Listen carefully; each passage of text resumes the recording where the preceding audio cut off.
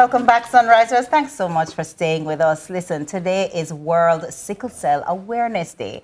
And while many Jamaicans know someone living with sickle cell disease, there's still so much more to understand about the realities, the challenges, and the triumphs that come with it. This year's theme, Closing the Survival Gap, shines a spotlight on the importance of equitable care, support, and advocacy for those living with the condition. Joining us via Zoom is co-founder and president of the Sickle Cell Support Foundation of Jamaica, Camille Daley. And right here in studio with us is father, advocate, and sickle cell warrior, Ryan Waite. Good morning and welcome to Sunrise. A very good morning to you, Sir Ryan. A very good morning to you, Camille, on Zoom. How are you both doing? First, how are you doing this morning, Ryan? Well, a little bit cold, but I can survive it. You can survive, yes. Trust me, it's a little chilly. It's a little nippy. And Camille, how are you doing this morning? I'm good, thank you. Thanks. Fortunately, I'm at home, so I'm not feeling the AC from the CVM studio. Oh, that's yes, yeah. Cold conditions are generally not so good for persons with sickle cell. You have to wear extra warm clothes. Okay, wow. That's where we should. That's good to know. That's where we should actually begin. Help us to understand how the condition presents, what are the symptoms, what are the typical challenges, like you just mentioned, when I learn that cold temperatures are not necessarily the environment you want to be in. Yeah. You can break it down for us. What are the typical challenges faced by someone with the condition? I'm sure. You want to go for that, Camille? Yeah, sure. Yeah, well, I mean, sickle cell disease is a genetic blood disorder, right? So it is caused by an abnormality in the hemoglobin, which is the protein that gives, your red blood cells a red color. And what happens when these cells release oxygen in the bloodstream, then they change shape, sickle, become hard and flexible and similar to a banana. And then this makes them harder to flow in smaller blood vessels and gives rise to symptoms like the painful crisis. You've heard, of course, about sickle cell patients having a lot of pain. Yes. Yes, that is one of them. Also, too, the condition can cause lethargy, weakness at times, fatigue. It increases your susceptibility to infections because the illness tends to damage the spleen, that is the organ responsible for filtering bacteria from the bloodstream. So you're more at risk of getting infections because your spleen doesn't work well and can atrophy. There are other symptoms too, like avascular necrosis of the femoral head, which is hip necrosis, damage to the hip joint, which one of our members who will be featured, Mishka Hamilton, she's going to be doing hip replacement surgery. The illness can cause leg ulceration. It can cause a host of other complications throughout life. It can damage the eyes. Persons can have issues with their vision as a result of sickle cell. Ryan can speak to that. He had that experience in his life as well. I was just about to say, Ryan, it's one thing to hear about this like academically or, in theory, but you're living with it. Experiencing it. Tell me maybe your journey with sickle cell and what type of challenges maybe you've had to overcome over the years. Well, most of the thing is that I go through painful crises like everyone, but I'm not that full-blown in terms of that. But one of the things that surprised me is that it affects my eyes. Your eyes? Yes. At one point, I was there studying, and all of a sudden, in front of me, I see this streak of blood coming down. Yes, did not know much about it. So I went to an ophthalmologist where actually they say that because of my capillaries in the back of my eyes, it tends to burst because they form weak, cause bleeding. Had to do multiple days of surgery to repair that. And when I think that was over, I had another stunner where the retina on the back of my eyes, because of so much surgery and that I had, it actually pulled down. So like a curtain flapping in front of me like that.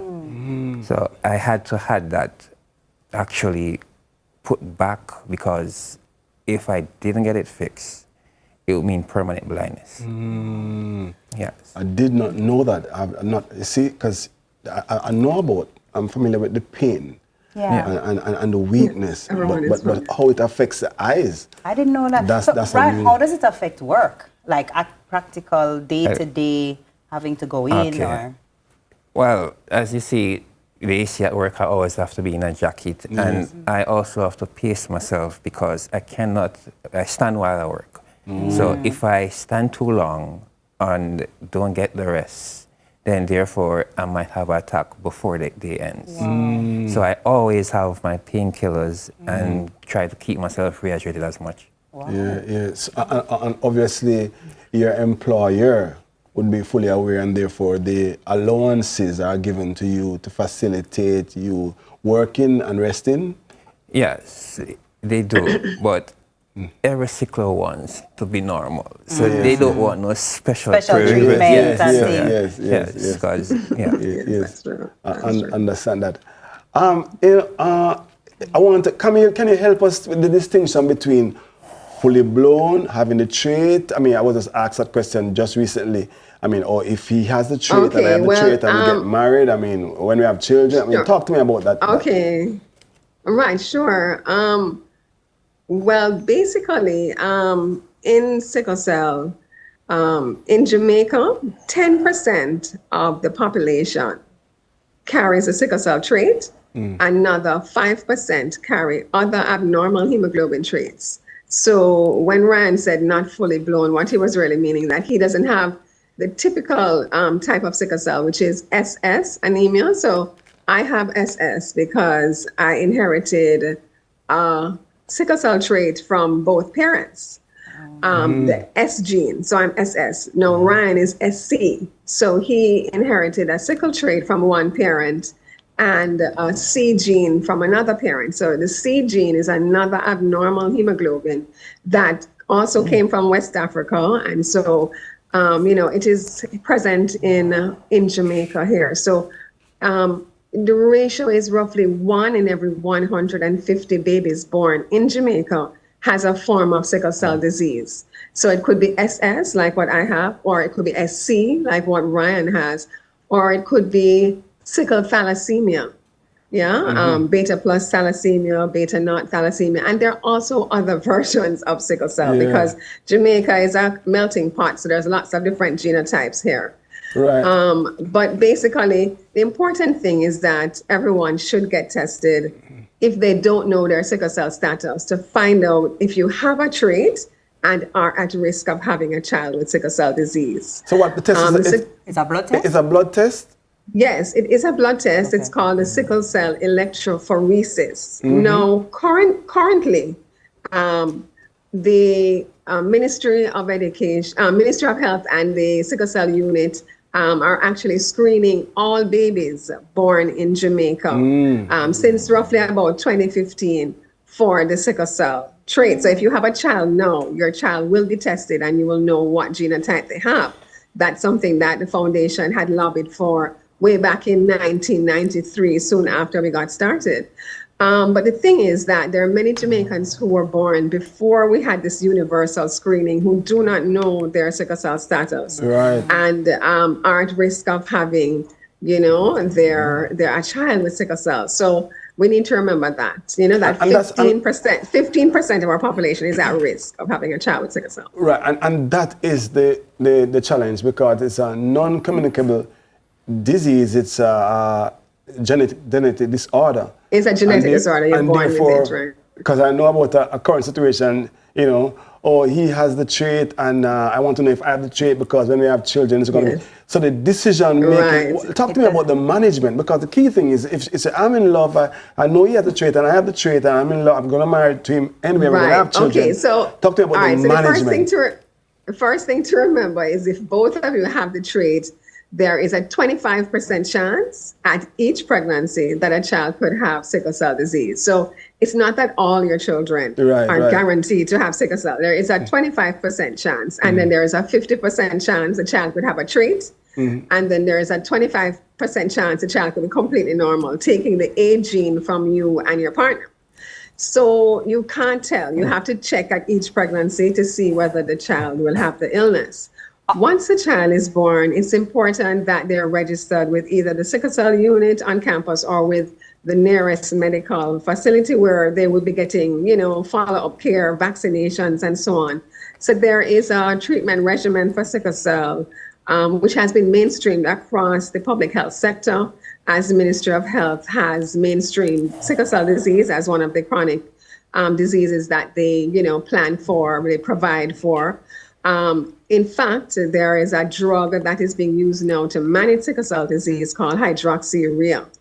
And that drug actually transforms the lives of sickle cell patients because it converts sickle cells or cells that sickle into fetal hemoglobin, normal red blood cells that do not sickle. And so the incidence of sickle cell crises and other complications like strokes, which can occur in young children, is dramatically reduced. And that drug is being provided by the Ministry of Health free of cost to all persons through DrugServ pharmacies. Camille, let me ask you, you mentioned Mishka, and I know that the foundation is doing something to support Mishka, who you said needs, what was it, hip replacement? A hip replacement surgery. Tell me about that event and how the public can support. Right. Well, I had sent the information for people who want to make a donation to her GoFundMe, right? So you can also check our Facebook page for that information. And she also has a local account. So if you don't want to, make a donation on GoFundMe, you can make a donation to her NCB account. She also needs, Mishka also needs blood because the surgery is being scheduled for the end of this month. And you know how it is. It's a major surgery, hours long. And therefore, she's encouraging people to make a donation in the name of Mishka Hamilton at any branch of the blood bank. If you are in Spanish Town, they're actually having a blood drive at the Spanish Town Hospital, so you can make a donation there as well. So we want to encourage Mishka. This is actually her second hip replacement. She had to do one a few years ago. And it's a very important surgery. It's very critical. So she needs blood. So I do encourage people to make a donation. And also, if you'd like to make a financial donation, check our Facebook page, and there should be information there on how you can do that. All right, thank you so much. This is a discussion we could have for much longer, but so sorry that we have to go. I hope you will invite us back to discuss further. Yes. Before, just really, really quickly, because I'm sure with Father's Day right around the corner, Ryan, you are balancing managing your health, managing yourself, but then you also have fatherhood to manage. How do you balance those two really, really quickly? Well, I do it mostly with the support of my wife, because without her I couldn't do it. She's healthier than me, so as much as she's probably the strong one that I have to lean on to make sure everything. What's her name? Annie K. Brown Waite. Anna K, good morning to you. Yes, thank you so much. Thank you, Ryan. Thanks for being here and sharing with us. Okay, no problem. Thank you. Our guests. Yes, thank you for having us. Absolutely. Thank you so much, Camille, for joining with us and sharing the information to us, especially that last part about that drug, because, anything that increases the comfort of those who are carrying the condition is always going to be welcome. And it is available free of cost through the DrugServ pharmacies island-wide. So sickle cell patients, they should, if they're not aware of it and they want to try it, they should ask their healthcare provider, because it is being distributed through various, so not every healthcare provider can handle the administration of hydroxy, but several areas across the island persons are trained. Thank you so much, Camille. Thank you so much, Camille Daley, co-founder and president of the Sickle Cell. Yes, thanks for having us. Really appreciate it. Yes, thank you for sharing with us. Sickle Cell Support Foundation of Jamaica, and Ryan Waite, father and Sickle Cell warrior. Thank you both for sharing your experiences and helping us better to understand the importance of awareness, support, and action. The morning news is up next, so TK is going to be Xing the spot in a short while, and you'll see her in the news. All right, second stay right here.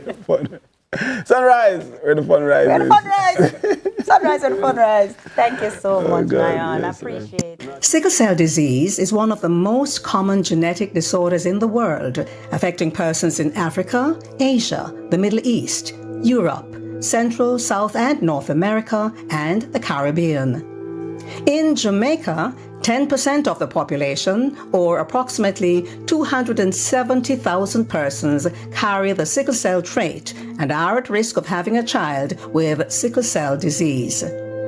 Another 5% of the population, or approximately 135,000 Jamaicans, carry other abnormal hemoglobin traits such as the C gene and thalassemia genes, which can combine with the sickle cell trait to give rise to other forms of sickle cell disease such as SC disease, S beta plus thalassemia, and S beta naught thalassemia. Thus, approximately 405,000 Jamaicans, 15%, are at risk of having a child with a form of sickle cell disease.